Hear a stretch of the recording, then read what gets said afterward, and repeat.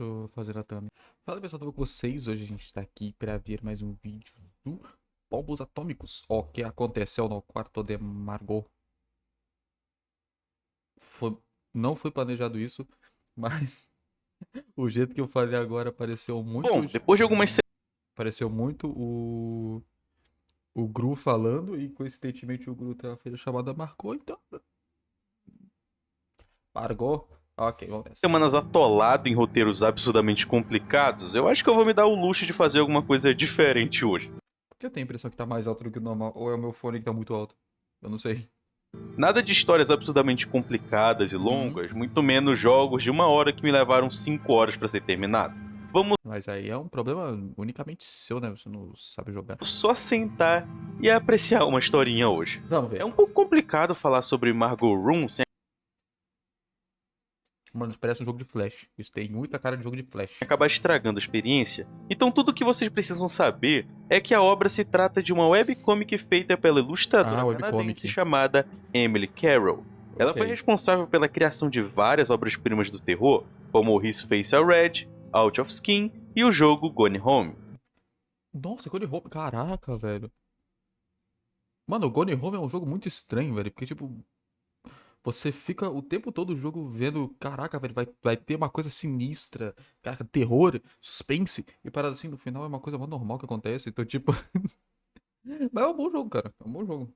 De vez em quando eu acabo vendo algumas séries antigas do Alan jogando jogos lá, e eu vi umas 2 vezes, eu acho, ele jogando Gone Home. É bom. Ela é Ah, é só avisar um pouquinho que uma hora do vídeo eu vou ter que pausar porque eu pedi almoço, ele tá chegando. Não dá pra ver.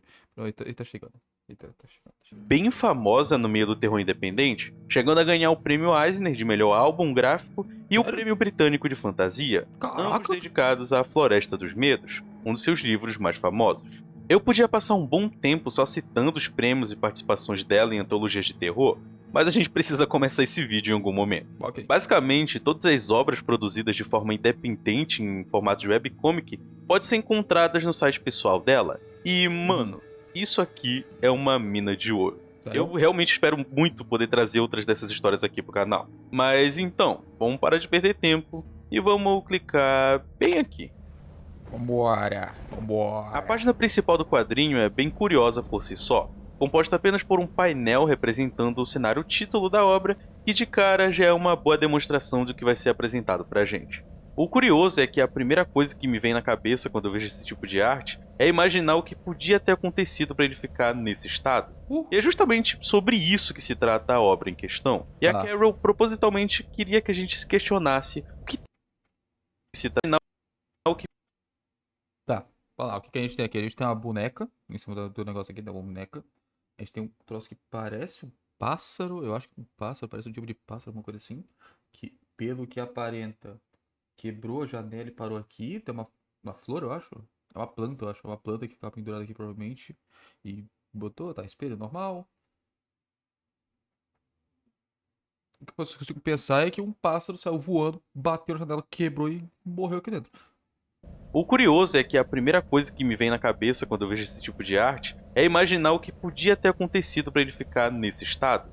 E é justamente sobre isso que se trata a obra em questão. E a Carol propositalmente queria que a gente se questionasse o que teria acontecido no quarto da Margot. Apesar da estética da arte ser bem interessante, o que realmente merece a nossa atenção é o pequeno texto presente lá em cima, que Tá. basicamente descreve o seguinte: primeiro, ele me deu flores. Segundo, eu fiz para ela uma boneca. Mas em terceiro, ele se foi por horas. E em quarto, ele bateu na parede. Por último, havia sangue, rico e cru sobre a luz da lua. Eu não posso esquecer. Eu vou sempre me arrepender do que aconteceu lá dentro. Bom, como tu pode estar vendo, ou não, essa página inteira é composta apenas por esse painel. Então, Sim. onde está o resto da história? E como a gente vai conseguir entender o que aconteceu? Então, o Bom, texto que a é uma webcomic, eu imagino que tenha mais páginas, né? gente leu vai ser o nosso principal guia, porque ele tem todas as dicas que a gente precisa em ordem. Quer ver? Bora começar. Vamos Como nessa. dizia mesmo o primeiro verso, primeiro ele me deu flores. Ok, as Então, flores ali em nada mais cima. lógico do que aproximar o nosso cursor das flores penduradas e clicar. O Ah! primeiro Nossa, não. Não, caraca. Não, agora eu me surpreendi. Não é tipo uma comic, você vai passando as páginas da comic. É uma comic interativa. Não, caraca, O não, não, não, não, capítulo da não, não, não, história não, não, não, começa não, com não. uma narradora descrevendo uma lembrança. Ela começa nos contando que o seu primeiro contato com o homem que iria ser o seu marido foi no dia em que seu pai foi enterrado. Naquele momento, ela estava se sentindo muito mal por estar passando por aquilo praticamente sozinha, mesmo que a sua casa estivesse lotada com amigos, familiares e outras pessoas do vilarejo. Foi então que ele se aproximou dela. O homem era um dos funcionários do seu pai, e em todos os anos em que estiveram próximos, aquela foi a primeira vez em que ela percebeu que ambos nunca haviam se olhado nos olhos. O homem então se sentou ao lado dela, lamentando pela tragédia que certamente foi algo doloroso. A moça, porém, diz que o seu pai estava doente há muito tempo, então todos sabiam que era apenas questão de tempo até o pior acontecer. O homem diz que mesmo assim, todas as mortes eram trágicas, iniciando assim um diálogo interessante sobre como cada um deles gostaria que fossem seus funerais. Tá chegando aqui, só um momento. Eu resolvi mudar do nada. Hum. Ela diz que gostaria de algo quieto e simples, enquanto ele desejava algo barulhento com música, dança e garotas com flores em seus cabelos. Ok. Ironicamente, no dia em que eles dois se casaram, ela também usou flores em seu cabelo, e ele havia prometido que ia ficar com ela para sempre. Apesar do momento trágico em que se encontram, é visível que aquela interação trouxe algum tipo de luz para ela. Infelizmente, em um dos quadros dessa mesma página, ela nos conta que adoraria lembrar do seu marido como ele era naquele dia, porque agora o rosto dele mais parecia uma gota de tinta na água. Eita, poxa. O segundo capítulo se inicia com o que parece ser um salto no tempo. A Hum. página agora se dispõe em uma direção horizontal, ao contrário do anterior, que seguia um padrão vertical. E as primeiras páginas mostram a narradora descrevendo outra lembrança enquanto uma boneca é montada. É dito que as pessoas sempre falavam que Margot era idêntica à sua mãe, que, por sinal, é a nossa narradora. O cabelo e rosto eram claramente puxados de sua mãe, mas os olhos azuis certamente foram a herança do seu pai. Apesar desses comentários, ela não acreditava que isso era verdade. Se ela era tão parecida com a sua filha, por que ela não conseguiu ser uma mãe melhor para Margot? Por que ela não foi capaz de salvar a vida da sua própria filha? E então infelizmente, a pequena Margot teria falecido após ficar doente por um tempo. O marido da narradora até tentou dizer para sua esposa que ela havia feito tudo o que podia, mas naquele ponto ela viu algo semelhante entre os olhos dele e os de Margot, os olhos de alguém que já havia morrido. A narradora então se questiona se as coisas teriam sido diferentes caso Margot não tivesse falecido. Pensando também se, caso não tivesse falhado como mãe e deixado Margot morrer, ela também não teria perdido seu marido.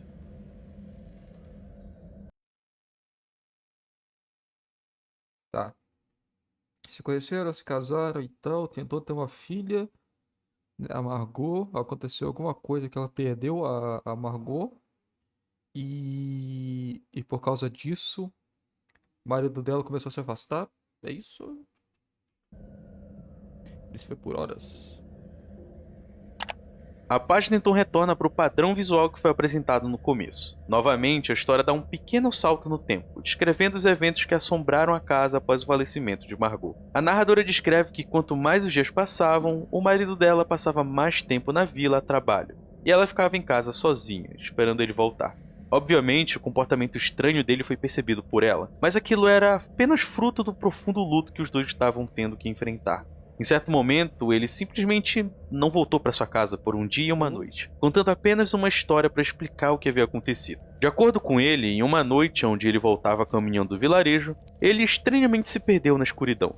Não tendo como encontrar uma forma de se orientar no meio da mata fechada, ele então decidiu se guiar por um caminho que foi iluminado pela luz da lua. Ele seguiu o caminho, percebendo que nenhum vento soprava por ali, e nenhum animal fazia um barulho sequer. Foi após um tempo de caminhada que ele acabou se deparando com um córrego de água limpa e correnteza fraca, de onde ele se deu o luxo de saciar sua sede. Tá. Foi naquele momento em que o córrego começou a sussurrar para ele: Meu amigo, escute, saia. Ao ouvir aquela voz, Ei, o homem levantou sua cabeça observando o caminho da água, assim podendo perceber que haviam formas escuras também saciando sua sede, assim como ele. Por fim, o homem acabou acordando em uma clareira. Não havia sinal das criaturas escuras ou da aterradora escuridão da noite, e o córrego já não mais falava com ele. Quando voltou para casa, a narradora recebeu seu marido com um forte abraço, mas ele reagiu apenas com um afastamento cansado que ele a deu enquanto entrava em casa cambaleando. Afastamento cansado. Não, peraí. Quando ele voltou pra casa, eu lembro do quão forte eu abracei. Eu segurei dele no pé. Não. Ele se foi por um bom tempo. E o cansado.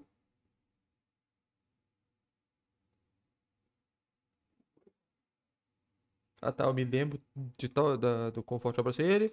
E do cansado.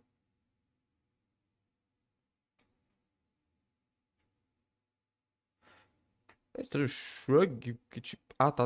Entendi. É porque eu tava pensando. É porque Shrug. Shrug é isso aqui, né? Se levantar o negócio assim. Eu acho que, tipo assim, ela tentou abraçar ele, aí ele só tirou e foi.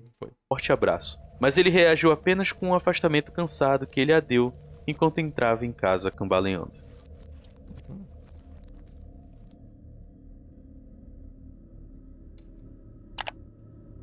Bom, Caraca, não. Aí é sacanagem. Pô, você clicar nas plantas, você clicar na boneca aqui, na janela, pô, ok, mas você tem que clicar na parede? Pô, Bom, a gente finalmente está se aproximando do infame incidente. A gente é apresentado a uma sequência de imagens da narradora penteando seu cabelo na frente do espelho, enquanto nos conta mais um pouco sobre seu passado. aham. Ela diz que, quando era mais nova do que Margot, ela costumava pensar no futuro, se questionando se iria conseguir encontrar um amor, ser amada ou ter filhos. Diante de todas essas preocupações e paranoias infantis que ela lembrava ter, a narradora pensa que, talvez, a morte de Margot tenha sido uma gentileza, já que daquela forma a garota foi poupada de ter que se preocupar com aquelas coisas fúteis. Naquele ponto, a narradora, assim como seu marido, eram apenas cascas vazias fingindo ainda serem pessoas. Ele continuava indo para a cidade trabalhar, demorando para voltar para casa todas as vezes. Um dia, Como é que é o nome disso? Eu não acho que é estresse pós-traumático, né? O sentimento que você tem depois de perder uma criança. Eu acho que não é estresse pós-traumático. ela decidiu ir atrás dele na cidade, descobrindo então que o caminho que ele havia descrito para ela, com o córrego falante e as sombras, não existiam. Também ouvindo dos moradores da vila que ele nem sequer ia para lá há muito tempo. Apesar disso tudo, ela continuou fazendo o que na sua cabeça era o correto. Continuou costurando suas roupas, preparando o jantar e limpando a casa, mesmo que nada disso a ajudasse a se lembrar do antigo olhar do homem que ela amou há muito tempo atrás, bastando até a se esquecer dos olhos azuis da pequena Margot. Por outro lado, nos olhos do homem, ela via outra coisa. Algo que levou ele para a escuridão na primeira vez que o homem desapareceu na mata. É claro que nada disso justificaria o que iria acontecer no quarto de Margot, mas tudo aconteceu porque o seu marido havia mudado. Eita, poxa.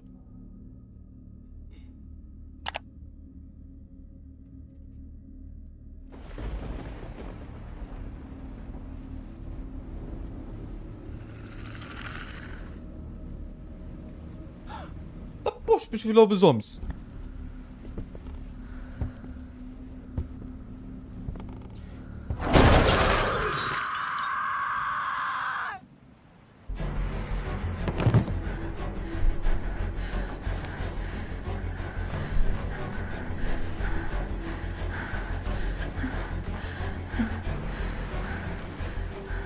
Quando deu por si, ela já havia pego um caco de vidro fruto da janela quebrada.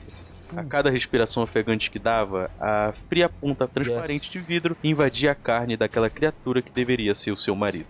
A criatura grunhia de dor, tentando lutar de volta, mas a brutalidade das apunhaladas da mulher pintavam as paredes e o chão com o vermelho daquele sangue impuro. Em suas memórias, ela descreve se sentir culpada quando viu ele chorar de dor, mas ela simplesmente se agarrou nos pelos dele, o apunhalando sem parar. Mesmo depois que ele falou seu nome, mesmo depois que ela olhou nos seus olhos azuis, ela não parou até que, aos poucos, ele voltou a se parecer com o homem que ela havia amado no passado. E, de certa forma, ainda amava, apesar de tudo. Uh. Talvez o que tenha me atraído mais a essa história tenha sido a sua simplicidade. A Carol não tentou fazer uma crítica a algo ou trazer uma reflexão profunda. A gente é apresentado a uma tragédia e simplesmente é guiado a compreender não só o que realmente foi essa tragédia, como também o que teoricamente teria motivado o incidente. Eu tenho uma crítica a fazer pra história, mas eu tô em dúvida de uma coisa ainda. Eu vou esperar pra ver se ele vai. Se essa minha dúvida é sanada. Eu realmente me vi preso nas poucas páginas desse quadrinho pelo simples fato de ter quase esquecido que se tratava de uma história de terror, à medida que estava bem claro que o principal tema da narrativa era o luto. Mas, observando com mais cuidado nesse momento, eu temo ter me enganado. Quer dizer, óbvio Hum, que o luto é algo muito presente na narrativa e é apresentado no primeiro capítulo. Porém, tudo me leva a crer que o quarto de Margot seja uma mensagem sobre a incapacidade de seguir em frente. Algo que beira a obsessão. Tanto a narradora quanto seu marido mudaram completamente depois do falecimento de Margot, como se um pedaço deles tivesse sido retirado do seu corpo, deixando um vácuo vazio escuro que serviu de entrada para toda a insanidade e sobrenaturalidade presente na história. Será que o marido realmente virou um monstro? Ou era apenas a visão distorcida da narradora ao perceber que seu marido havia se afastado e mudado completamente? é isso que eu queria ver. Porque o que eu ia falar é que eu não tinha gostado muito da ideia de que o negócio estava indo por um negócio de luto ali, aí era mais do relacionamento dos dois se afastando e tal, e do nada, monstro. Do nada, bom, o cara virou um monstro. Ficou muito estranho. Só que eu parei pra pensar e eu reparei numa coisa. Que, tipo, o cara chegou, né, atacou ela, e ela, tipo assim, ela pegou o caco de vidro e só começou a atacar, e pelo que deu a entender ali, o cara não exatamente resistiu. Não conseguiu, tipo assim, resistir o negócio assim, ele só foi morrendo. Então, tipo assim, não era exatamente um monstro que tava atacando ela, e sim, provavelmente de tanto se afastar dela e tal, ela começou a ver ele com outros olhos e acabou imaginando ele como um monstro e, né, num ataque de monstro assim, ela foi lá e só matou o cara mesmo. Tanto que ela falou ali, mesmo quando ele voltou ao seu normal, ela não podia parar de atacar ele e tal. É, rapaz. Será que ele realmente se perdeu na floresta após ter sido levado pelas sombras? Ou ele apenas se recusava a voltar para casa e olhar para sua esposa que o lembrava profundamente da sua filha morta? São perguntas que, Uhum. infelizmente, são impossíveis de se confirmar. Até porque a narrativa se recusa a focar em algo além das lembranças e arrependimentos da narradora mediante o incidente. De um modo geral, o quarto de Margot é sobre tudo, menos sobre a própria Margot e o seu quarto. Inclusive, 11:55. Deixa eu ver uma coisa aqui na narração dele pra ver se ele falou. Se ele falou isso mesmo. Cadê? As paredes e o chão com o vermelho daquele sangue impuro. Em suas memórias, ela descreve se sentir culpada quando viu ele chorar de dor, mas ela simplesmente se agarrou nos pelos dele. É isso mesmo. Que ele falou, ela se agarrou nos pelos dele, só que aqui tá falando, eu segurei no cabelo dele. Ah, é isso mesmo. Pelo é fur. Seria a Renato diz fur se fosse pelo mesmo. Não, é cabelo. Tá, realmente, provavelmente era o que eu tô pensando mesmo, que ele realmente não era um monstro mesmo, né? Ela só tava vendo ele como um monstro. Eu acho que é. É sobre um casal jovem que, ao enfrentarem um lado mais escuro da vida, acabaram não conseguindo superar a morte. Uhum. Bom, já que a historinha acabou, vamos passar para os agradecimentos Mano, especiais. eu gostei pra caramba da ideia do site, velho. A ideia do site de que você tem toda a webcomic do negócio lá e a comic inteira é contada clicando em certas partes do negócio. Caraca, não, muito maneiro, muito maneiro. Desse vídeo, que no caso os nossos queridos Pombo Giga. Muito obrigado, Muni. Muito obrigado, Rose. Muito obrigado, Dynamos. E muito obrigado, Mucralumes. Muito obrigado a todos vocês por estarem apoiando a gente no Boa. ranking mais alto do nosso Seja Membro. E é claro que com esse agradecimento eu estou incluindo também todos os outros membros do Clanal. Do Clanal. Pior que eu só consegui receber ontem, eu renovei meu membro ontem, não vou aparecer no vídeo. Todos os outros membros do canal, muito obrigado a todos vocês pelo apoio e por estarem confiando no nosso trabalho. Muito obrigado mesmo, vocês não precisavam e mesmo assim estão apoiando a gente. Uhum. E com esse agradecimento eu também estou incluindo o nosso queridíssimo Sourá, por Grande ter editado Sorá. esse vídeo maravilhosamente. Muito obrigado ao Roboto por ser o nosso querido artista do canal. E muito obrigado a você por estar me vendo falar sem parar aqui, né, por horas e horas e horas e horas. Por horas e horas o que, maluco? Eu tô há 12 minutos aqui. Basicamente isso. Eu sou o Thales do Pombo Atômico e a gente se vê na semana que vem. Valeu, rato. É isso, minha gente. Eu ainda vou fazer uma telinha. É porque esse negócio eu fiz agora, né? Eu ainda vou fazer uma telinha direito Pra poder mostrar depois. Enfim, é isso, gente. Espero que vocês tenham gostado desse vídeo. Eita, poxa. Deixa o like, se inscreve no canal, se inscreve no canal do Pombo, tá aparecendo aqui do lado. E é isso aí, tchau.